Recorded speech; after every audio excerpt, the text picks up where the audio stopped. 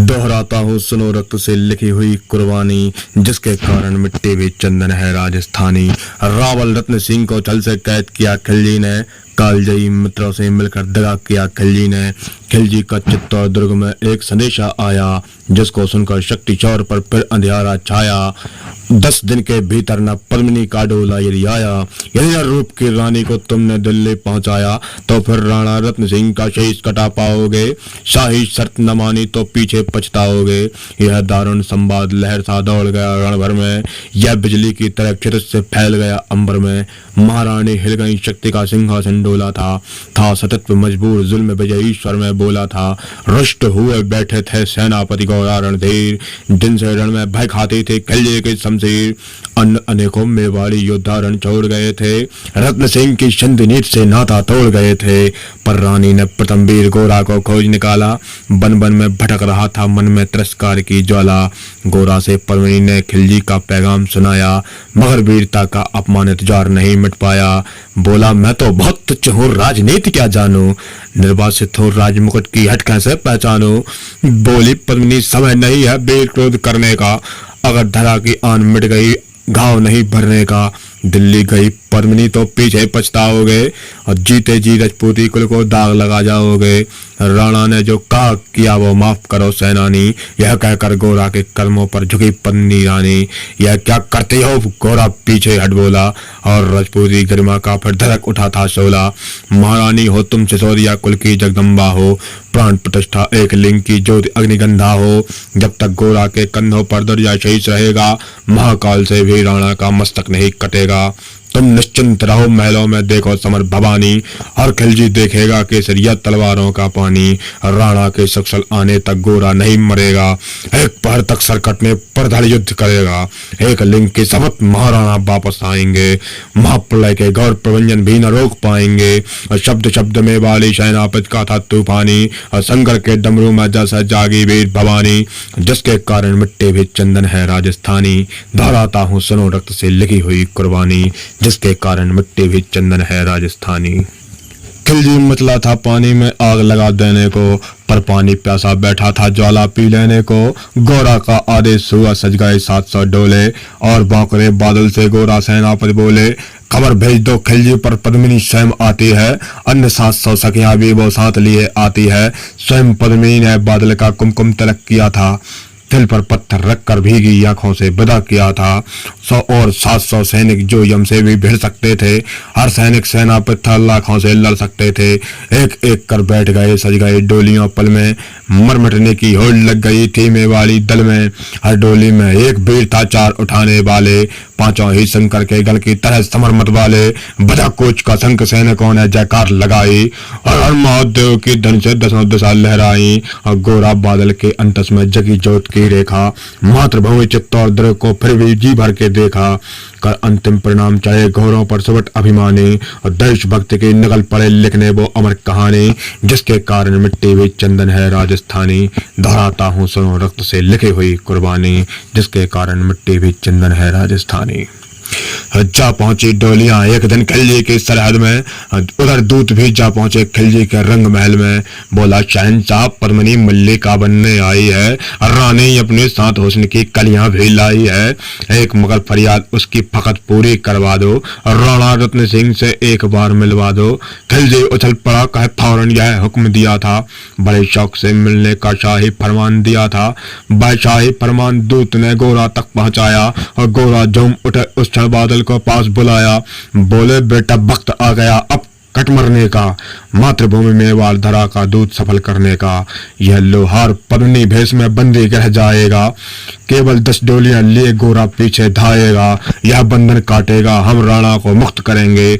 घुड़सवार कुछ उधर आड़ में ही तैयार रहेंगे, जैसे ही राणा आए वो सब आंधी बन जाएं, और उन्हें चित्तौड़ दुर्ग पर बोशकुशल पहुंचाएं। अगर भेद खुल जाए वीर तो पल की देर न करना, और शाही सेना आ पहुंचे तो फिर बढ़कर रण करना। राणा जाए जुड़े शत्रु को उधर न बढ़ने देना और एक यवन को भी उस पर पांव न धरने देना। मेरे लाल लाडले बादल आन न जाने पाए और तिल तिल कट मर जाना मेवाड़ी मान न जाने पाए। और ऐसा ही होगा काका रजपूती अमर रहेगी, अब बादल की मिट्टी में भी गौरव की गंध रहेगी। तो फिर बेटा आह बादल सीने से तुझे लगा लो और हो न सके शायद अब मिलन अंतिम लाल लड़ा लो। यह कह बाहों में भरकर बादल को गले लगाया। धरती कांप गई, अंबर का अंतस मन भर आया। और सावधान कह पुनः पथ पर बढ़े गोरा सेनानी, पहुंच लिया झट से मुड़कर बन बूढ़ी आंखों का पानी। जिसके कारण मिट्टी भी चंदन है राजस्थानी, दोहराता हूँ सुनो रक्त से लिखी हुई कुर्बानी। जिसके कारण मिट्टी भी चंदन है राजस्थानी। गोरा की चातरी चली राणा के बंधन काटे और चाट चाट कर शाही पहरेदारों के सर काटे। लपट गए गोरा से राणा गलती पर पछताए, सेनापति की नमक खलाली देख नयन भर आए। पर खिलजी का सेनापति पहले से ही शंकित था, बहमे वाली चट्टानी वीरों से आतंकित था। जब उसने लिया समझ पद्मिनी नहीं आई है और मेवाड़ी सेना खिलजी की मौत साथ लाई है। पहले से तैयार सैन्य दल को उसने ललकारा, निकल पड़ा टिड्डी दल रण का बजने लगा नगाड़ा।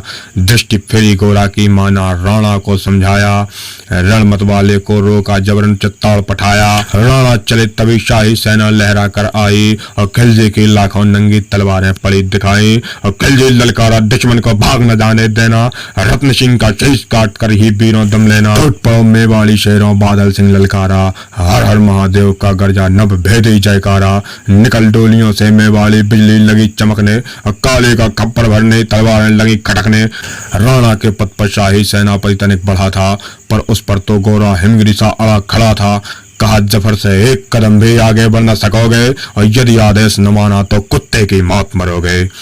रत्न सिंह तो दूर न उनकी छाया तुम्हें मिलेगी और दिल्ली की भीषण सेना की होली अभी जलेगी। यह कहकर महाकाल बन गोरा रण में हुंकारा और लगा काटने से इस बही समर में रक्त की धारा।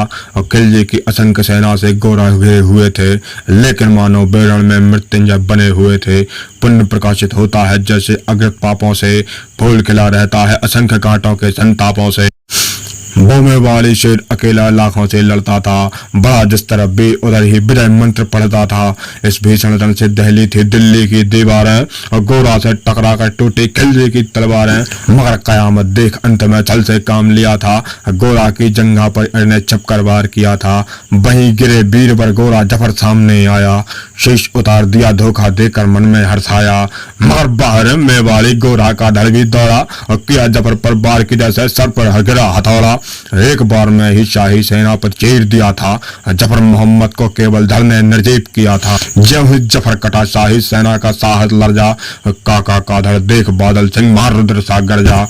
अरे कारों नीच बांगड़ा छल से रण करते हो, किस बूते पर जवान मर्द बनने का दम भरते हो। यह कहकर बादल उस क्षण बिजली बन करके टूटा था, मानो धरती पर अंबर से अग्निसुरा छूटा था। ज्वालामुखी फटा हो जैसे दरिया हो तूफानी, सदियां दोहराएंगी बादल की रंग कहानी। अरी का भारा लगा पेट में आते निकल पड़ी थी, जख्मी बादल पर लाखों तलवारें खिंची पड़ी थी।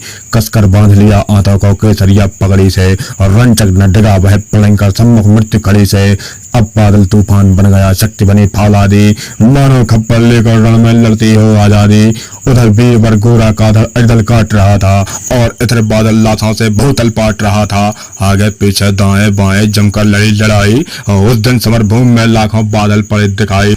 मगर हुआ परिणाम वही की जो होना था और उनको तो कण कण अरियों के शौनत से धोना था। मेवाड़ी सीमा में राणा सक्षल पहुंच गए थे, गोरा बादल तिल तिल कर रण में खेत रहे थे।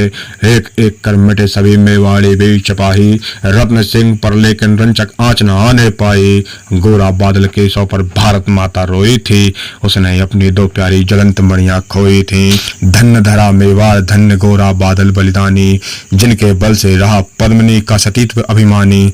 जिसके कारण मिट्टी भी चंदन है राजस्थानी, दोहराता हूँ सुनो रक्त से लिखी हुई कुर्बानी। जिसके कारण मिट्टी भी चंदन है राजस्थानी। बहुत बहुत धन्यवाद।